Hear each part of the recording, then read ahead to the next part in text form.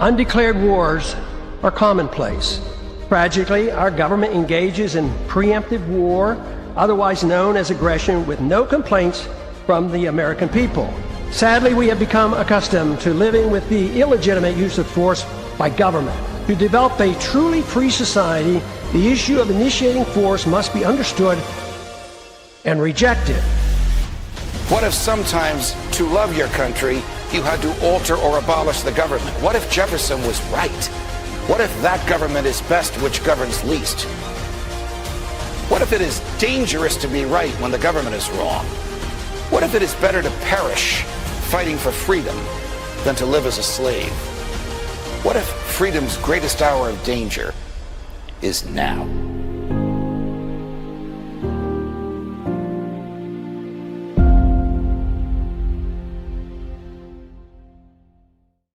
Hi, everyone. Judge Andrew Napolitano here for Judging Freedom. Today is Wednesday, February 25th, 2026. My dear friend Phil Giraldi joins us now. Phil, always a pleasure.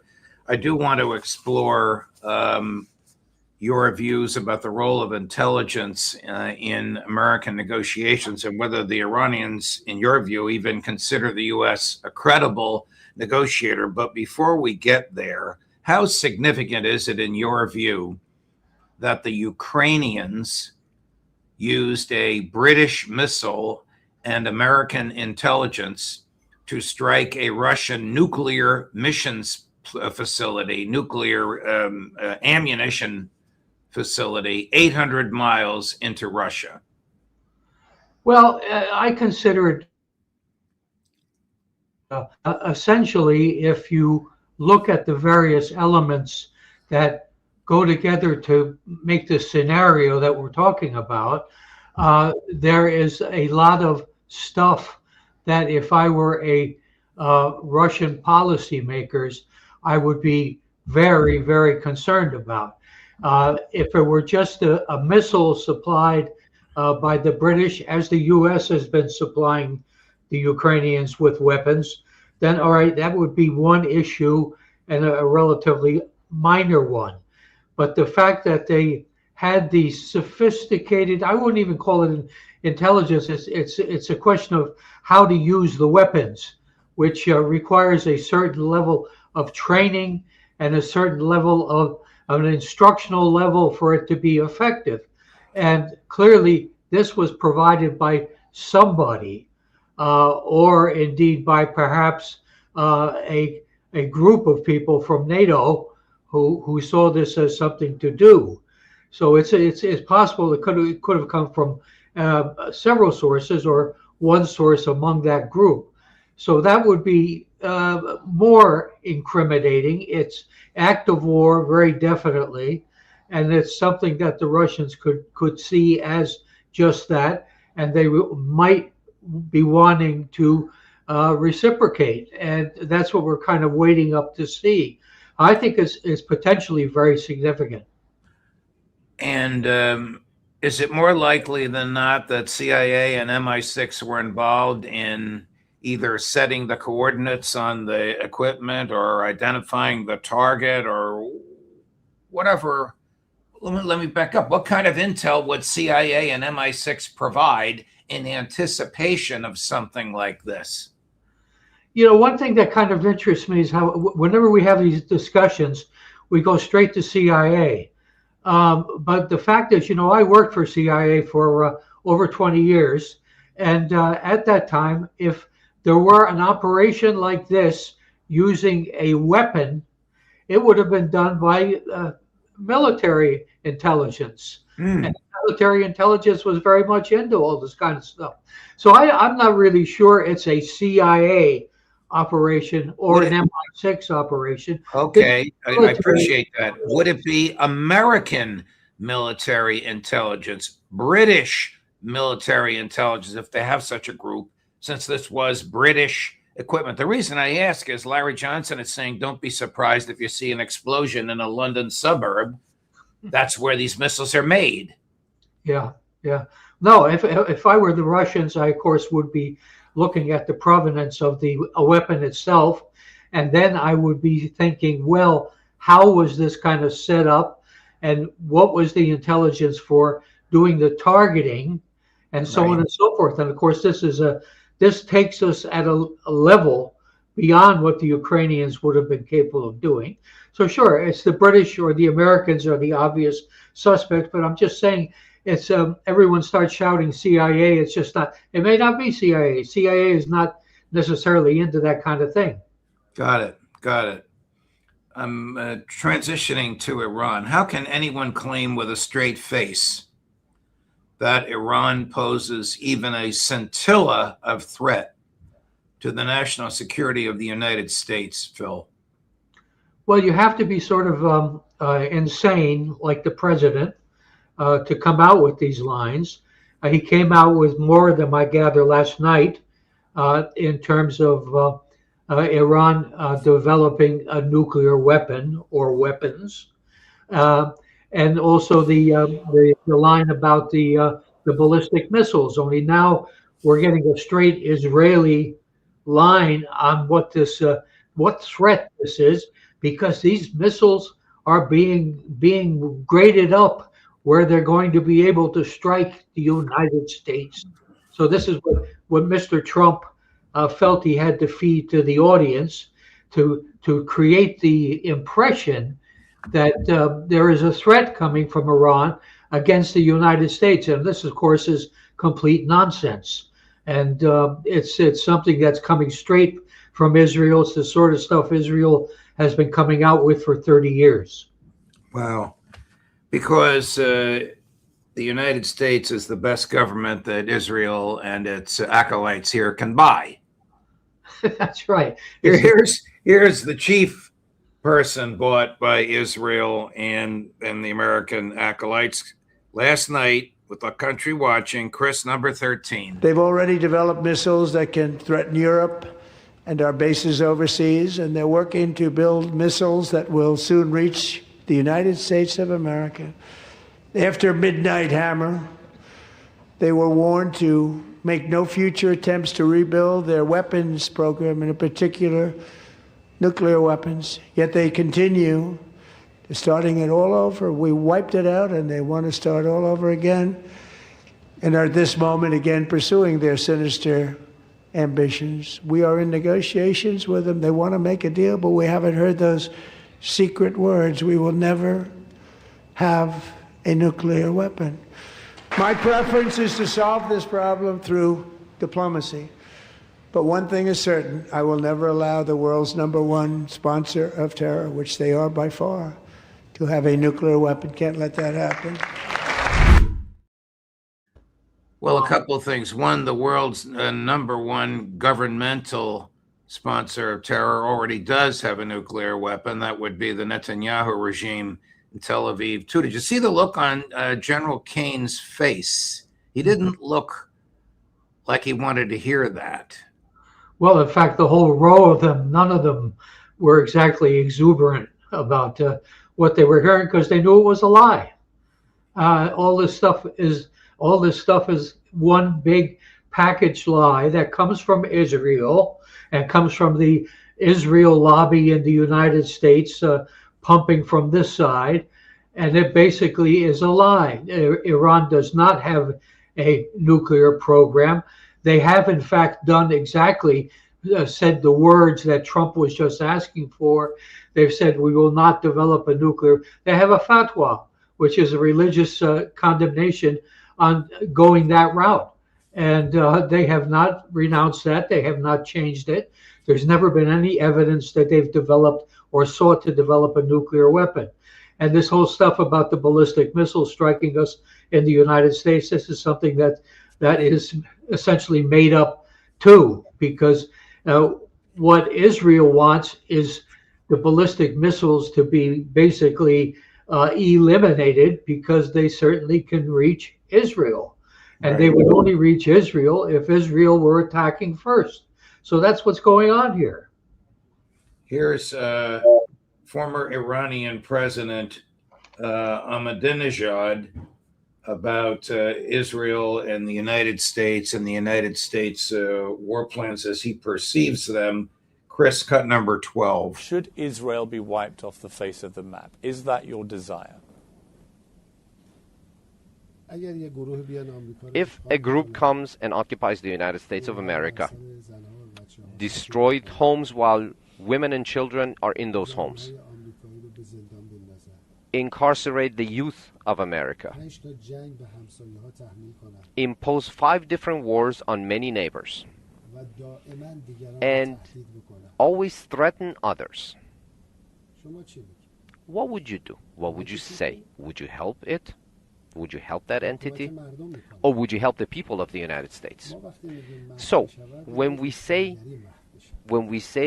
to be wiped, we say for occupation to be wiped off from this world, for war-seeking to be wiped off and eradicated, the killing of women and children to be eradicated, and we propose the way. We propose the path. The path is to recognize the right of the Palestinians to self-governance. Allow the people of Palestine to make decisions regarding their own future.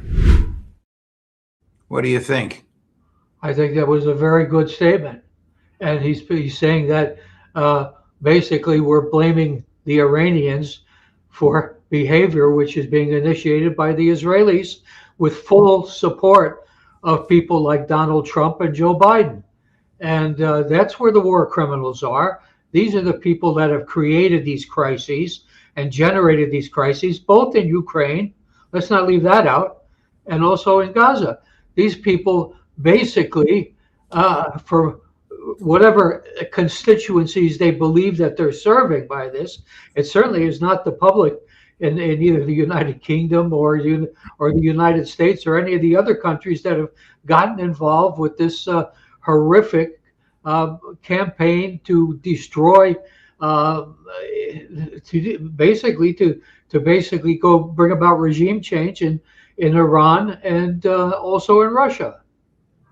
I think you have probably seen this, so forgive me for replaying it, but it's quite relevant today. This is Tulsi Gabbard saying under oath that they haven't been developing, and the Iranians haven't been developing a nuclear weapon since 2003, and Trump saying, I don't care what she says. He just dismisses it because he doesn't want to believe it. Number 6, Chris. You've always said that you don't believe Iran should be able to have a nuclear weapon, but how close do you personally think that they were to getting one? Because Tulsi Gabbard testified in March that the intelligence community said Iran wasn't building a nuclear weapon. The IC continues to assess that Iran is not building a nuclear weapon, and Supreme Leader Khamenei has not authorized the nuclear weapons program that he suspended in 2003. I don't care what she said. I think they were very close to having it. Care what she says, I think they're very close to having a nuclear weapon. Well, weren't there inspections under the JCPOA, which he ripped up? That's exactly the problem here. We have someone like Trump, whoever was talking in his ear at that time. I assume it was Netanyahu or somebody that was sent by Netanyahu to tell him that this was going on with these horrible Iranians. They're developing a nuclear weapon. And in spite of the fact that the U.S. government and the United Nations inspectors and everyone else that's relevant to this have declared that Iran does not and has not had any program that could even lead to a development of a nuclear weapon since 2003. This is totally ignored by Donald Trump, who seems to have his own. He has, of course, his own morality, which tells him what to do about attacking other people and killing them. But that seems to be as far as it goes. Goes in one ear, out the other, and then something comes out his mouth. Here's Trita Parsi, an Iranian analyst who's also in the United States, the head of the Quincy Institute, basically arguing that Trump is being lied to. And we know, because you just named them, who's telling him the lies. Chris, cut number 5. Trump has been sold a narrative by the Israelis that portrays Iran far, far weaker than it actually is. And as a result, he's adopting maximalist, capitulation positions that are simply unrealistic based on how the power reality actually looks. The Iranians are undoubtedly weaker than they were 2 years ago, but not as weak as the Israelis have been telling Trump they are. And as a result, he is confused, frustrated that they haven't capitulated yet, but the capitulation simply is not in the card because they're not as weak as Trump believes. Unless this gets corrected, that even if the Iranians put forward a very far-leaning proposal that is extremely attractive to the U.S., Trump may still say no because he's under the false belief that he can get something even better. So our military people disagree with him that Iran is weaker than it was 2 years ago, but they agree with everything else he said. What do you think? Yeah, well, I know Trita quite well, and as far as I'm concerned, he is the greatest interpreter of what's going on in Iran right now. And I would think it would be the greatest thing on earth if somebody, maybe Tulsi Gabbard, would sit down and talk to them. He knows what he's talking about and what he's saying, and this is the tragedy. We have these two idiot real estate brokers who are negotiators in both the Middle East and in Russia, Ukraine, and no wonder the results are all bad. They're Zionists. They basically are looking at it from a real estate point of view, which is to develop a very nice property there in Gaza and presumably plans for elsewhere. And this is the most insane. If you had written a book like this back when George Orwell wrote 1984 and put it in this context of what's going on here, the editors would not have believed it and said, no, we're not going to publish this. Wow.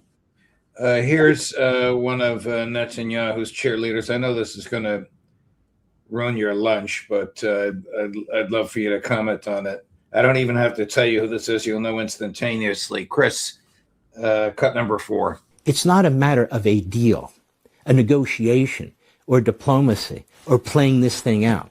The Islamist Nazis have told us what they're going to do, and they believe this is directed by God. Do you think signing a deal is going to stop anything? Do you think they're going to honor the deal? The issue isn't whether we negotiate. The question is, why do we negotiate? The question is, why do we think some deal is going to keep these people under control? It's not. The problem isn't negotiations. The problem isn't they won't agree to this or that, or we can get the best deal in world history. The problem is them.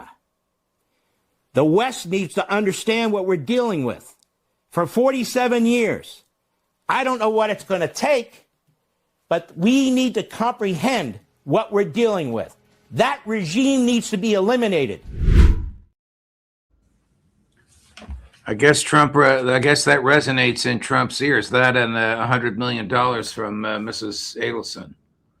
Yeah, and the fact that Levin has said that Trump was the first Jewish president, so I guess he's got him pegged. Well, the fact is that everything he said in that little presentation could have applied to Israel in reverse, and it would have been more correct.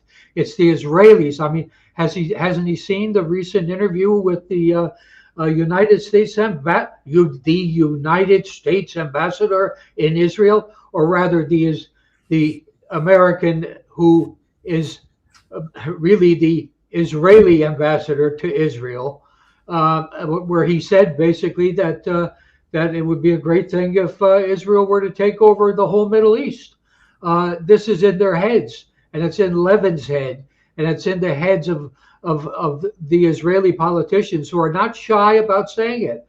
Their latest moves are to legalize whatever that's supposed to mean, the taking over of the entire West Bank. What are they going to do? Kill all the Palestinians there? I presume they consider that perfectly acceptable, because after all, that's in the Old Testament, isn't it? Well, speaking of the Old Testament, here's Ambassador Reverend Huckabee being decimated by Tucker Carlson with one question, cut number 2. Christian Zionism. I want to go back because that's where we started. I'm not going to let you off on this because you have said it 3 times that God gave this land to this people. And so it is entirely fair for me with respect to ask, what land are you talking about? Because I just read Genesis 15, as I have many times. And that land, I think it says, from the Nile to the Euphrates, which is, once again, basically the entire Middle East. So God gave that land to his people, the Jews, or he didn't. You're saying he did. What does that mean? Does Israel have the right to that land? Because you're appealing to Genesis. Yeah. You're saying that's the original deed. It would be fine if they took it all. Now that, of course, caused quite a turmoil in the Middle East, yet it has not been retracted, renounced, or explained by Ambassador Huckabee, the U.S. Embassy, the State Department, or the President. Yeah. If the president were a real president and instead of a dummy sitting there, he, when this took place, would have immediately fired Mr. Huckabee, because we send ambassadors to represent the United States, and we send them to protect American interests, not Israeli interests. And he has completely failed in that responsibility. And he's obviously there because Trump wanted him there. And Trump, as you say, has not said a word about this. I found that incredible. It's outrageous. It's even criminal if you really think about it, that the United States is totally collaborative in a genocide and everything else that's going with it. And this is a disgrace to our country. It's a disgrace to everything we stand for on the 250th anniversary of our republic. Let's get off the pot and let's get rid of some of these people. Thank you. Do you think the U.S.-Iranian negotiations are serious or just a dance until Trump can get the naval ships in place? Well, given the fact that Trump, from his speech last night, doesn't even know what the issues are in terms of these ballistic missiles he's claiming and the nuclear weapons he's claiming, which don't exist, I would say that basically this is a fraud. They had, of course, as you know and have reported, a recent visit from Netanyahu, who obviously gave them their marching orders. He didn't want them to go like just then now, that was last week, to attack Iran quite yet. But, you know, that's clearly still the agenda, and it's going to happen. The Iranians have basically been willing to go back to the JCPOA formula, where they have inspections, where they cannot develop a nuclear weapon even if they had wanted to, because of the inspectors and of the other arrangements in it. And they're quite willing to go back to that. But of course, as we know, and as Ray McGovern has mentioned, that is not the issue. The issue is regime change to destroy Iran as a country that could stop Israel from taking over the entire Middle East. Phil Giraldi, thank you very much, my dear man. As always, passionate and right on the mark. And thanks for accommodating my schedule today. All the best to you, Phil. And Rupert wanted to be here too, so. Oh, he's behind you, and a lot of people have noticed that Rupert makes an appearance, but he's a little sleepy. Yeah. And Salenti sends you his best, as he always does. I'm on with him Wednesday morning, so he always asks about you on Wednesdays. Okay, thank you both very much. Yes, thank you. All the best. Bye-bye. Coming up later today, if you're watching us live in 35 minutes, at 2 o'clock, Aaron Mate, and at 3:30 today, I don't know where he is, but Chris found him, Professor Jeffrey Sachs, Judge Napolitano for Judging Freedom.